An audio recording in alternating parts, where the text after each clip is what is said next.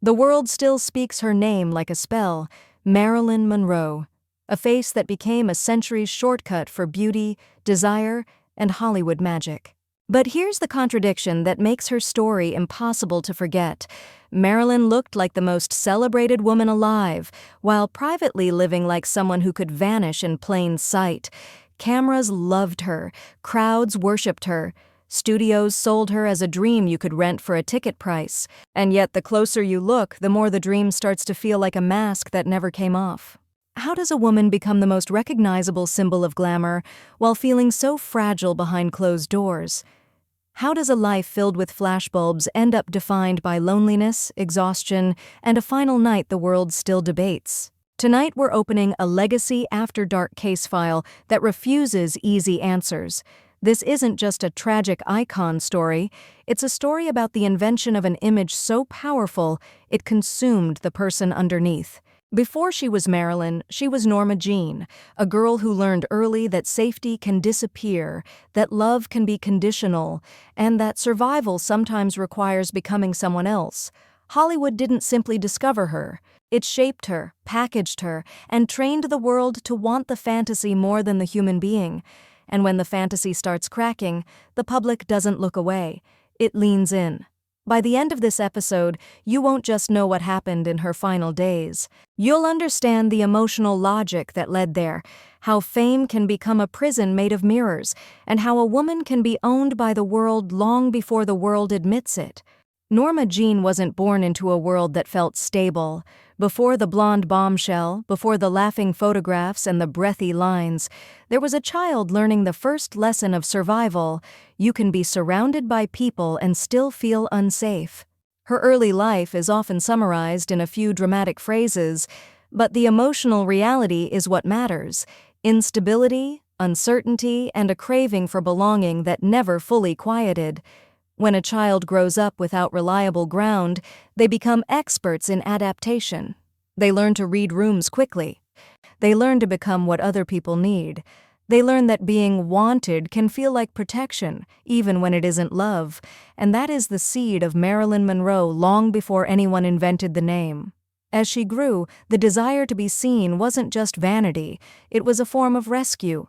Attention meant safety. Praise meant you were safe for one more day. That's why her transformation into Marilyn didn't happen like a casual career change. It happened like a reinvention with purpose. A new look, a new voice, a new rhythm of movement, pieces assembled into a person the world would not ignore. But there's a hidden cost to building yourself as armor. Once the armor works, people stop asking what it was protecting. They fall in love with the surface and forget the story underneath. Norma Jeane's earliest wounds didn't vanish when she became famous. They followed her into every room, just wearing better lighting. And the more powerful Marilyn became as an image, the harder it was for Norma Jeane to exist at all without feeling like she was failing the role that kept her alive. This is the foundation of her tragedy and her magnetism. Marilyn Monroe wasn't simply a woman who became famous. She was a woman who learned to manufacture a version of herself that could survive a world that had never promised her gentleness. Hollywood would later call her a dream, but dreams don't need comfort, and icons aren't allowed to break. That tension, between the child who wanted safety and the star who had to stay perfect, will explain everything we're about to see next. The making of an icon so luminous the industry could sell her as fantasy, even as the real person kept searching for something the cameras could never capture. Hollywood didn't just give Marilyn Monroe a career, it gave her a shape, a glow, and a mythology. The industry understood something early. Marilyn wasn't only photogenic, she was cinematic. The camera didn't merely capture her, it amplified her. Light wrapped around her like it was designed for her skin, and even still photographs felt like motion. Studios leaned into that magic and began refining the product. The hair, the wardrobe, the posture, the voice, the laugh that sounded effortless even when it was carefully controlled. Marilyn became a symbol with a signature, an image so recognizable it could sell anything and soften any scene. And the world responded instantly. Not just with admiration, but with obsession. But the true making of Marilyn is also a story about limits. Hollywood loved her most when she stayed inside the frame it built. The blonde, the bombshell, the dream. Every time she tried to step outside that frame, the system pushed back, because icons are profitable only when they remain predictable. The public wanted a fantasy that never changed, while the woman underneath wanted to be taken seriously, to be respected as an artist, to prove she was more than the role people projected onto her. This is the core tension of her rise. The image was expanding faster than the person could breathe inside it. The more famous Marilyn became, the more she was treated like a concept rather than a human being with complexity.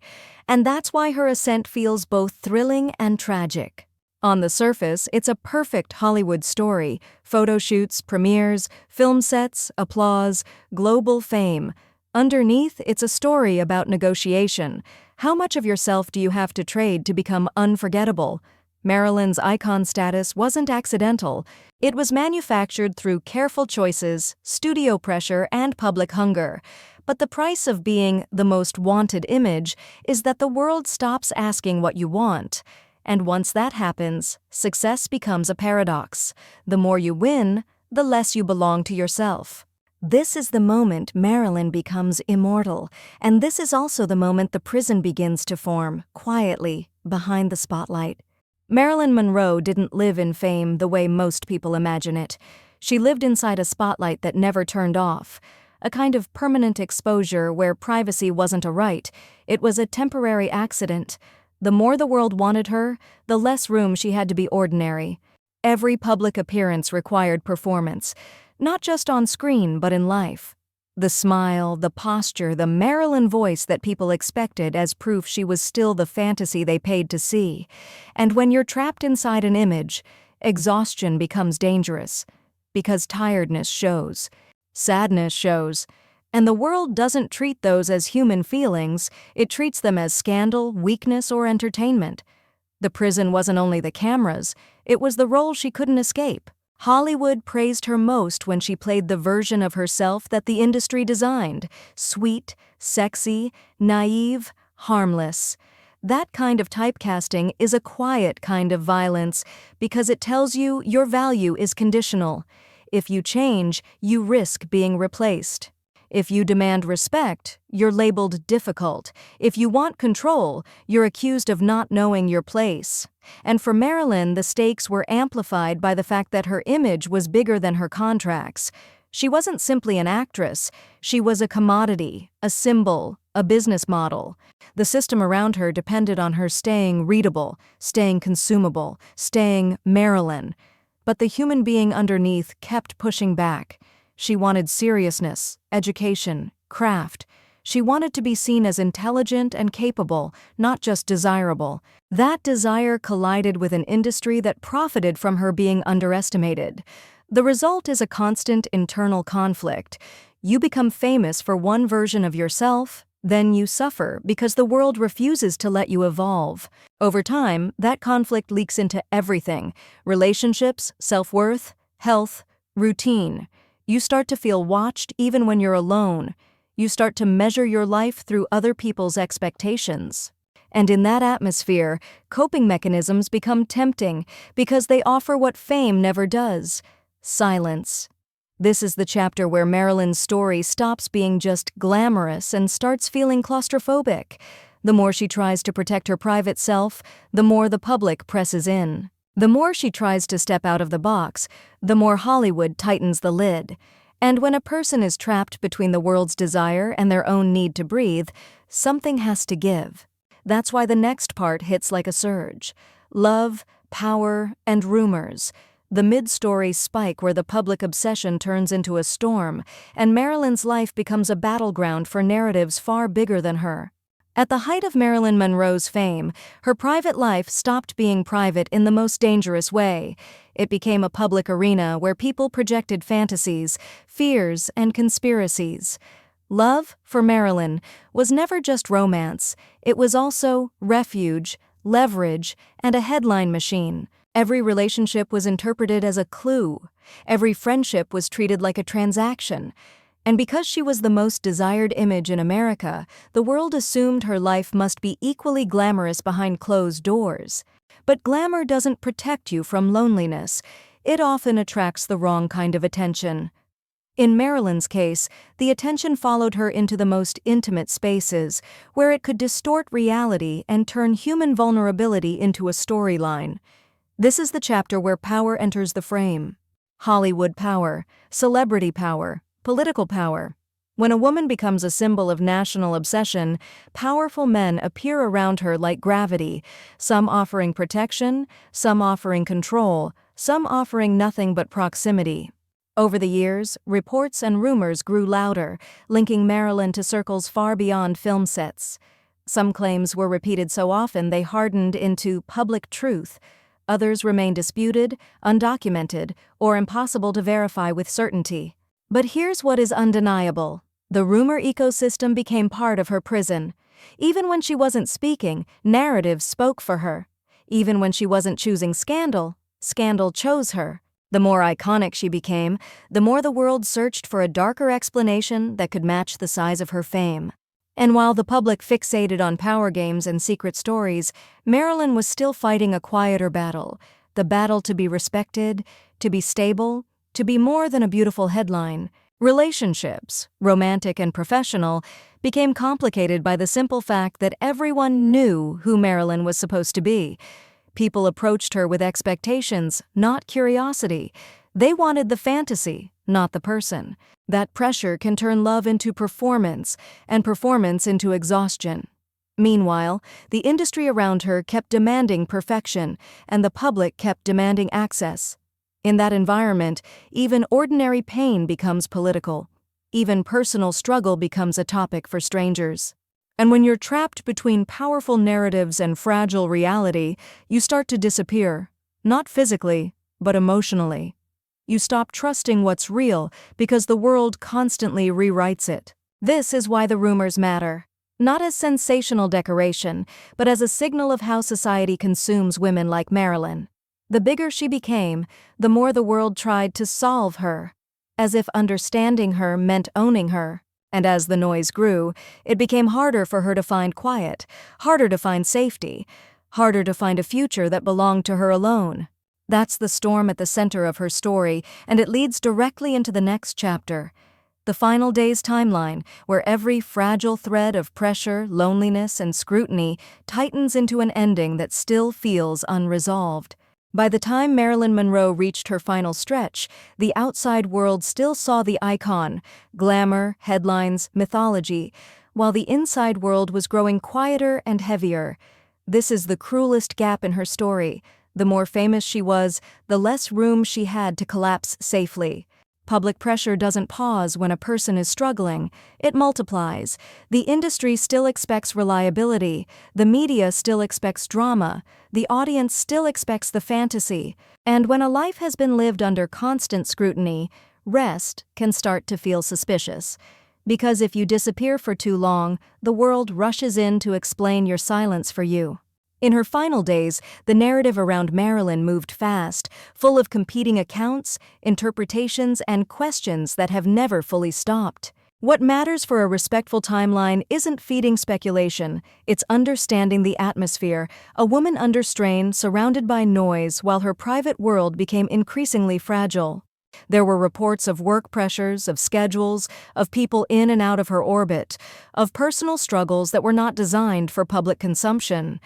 And because Marilyn's life had long been treated like a public property, even the most intimate details became a commodity. The moment uncertainty appears, the world looks for a story big enough to match the size of the icon. That's how Final Days becomes a myth machine, where facts and theories fight for control, and the human being at the center becomes harder to see. Then came the night that turned her into an eternal question. News of her death traveled like a shockwave, fast, unbelievable, instantly historic. But what made it different wasn't only the loss.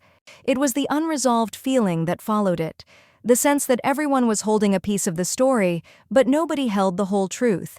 That's why the debate never fully ends. Because Marilyn Monroe didn't die as just a celebrity. She died as a symbol, and symbols attract conspiracy the way light attracts moths. People want the ending to mean something. They want it to reveal a secret, punish a villain, or confirm what they already believed. Sometimes that hunger is less about Marilyn and more about the world's discomfort with ambiguity. And yet, the most heartbreaking possibility is also the simplest, that a human being reached a breaking point inside a system that refused to treat her like a human being. That she was consumed by the same forces that made her famous: expectations, loneliness, and the inability to find silence when she needed it most. The Final Days timeline isn't meant to sensationalize her death. It's meant to restore her humanity, to remind us that behind the myth was a real person who could be tired, frightened, and overwhelmed. And once you understand that, Part 7 lands with its full weight: the legacy after dark, how Marilyn's image became immortal, how the world kept owning her story, and what her life still reveals about fame, women, and the price of being turned into an icon. Marilyn Monroe didn't simply become famous, she became permanent. Long after her last film and long after the final headlines, her image kept multiplying. Posters, covers, documentaries, reenactments, fashion references, pop songs, memes, museum exhibits. The world preserved Marilyn like a beautiful artifact, polished and replayed until the fantasy looked more real than the woman who lived it. That's the strange afterlife of icons. They don't get to rest. They get recycled. And the more the world repeats the image, the harder it becomes to remember that the image was built around a person who felt pain, fear, and exhaustion, often in silence. Legacy After Dark is where we ask the uncomfortable question behind the glamour: what did the world do to Marilyn Monroe, and what did it keep doing after she was gone? In her lifetime, she was desired, underestimated, and consumed. After her death, she became a mystery people tried to solve, a symbol people tried to own, and a story people kept rewriting to fit their needs. Some want the ending to be conspiracy because conspiracy feels like meaning. Some want it to be tragedy because tragedy feels like closure. But Marilyn's real legacy may be the warning she leaves behind. Fame can turn a human being into a product, and once that happens, compassion becomes optional.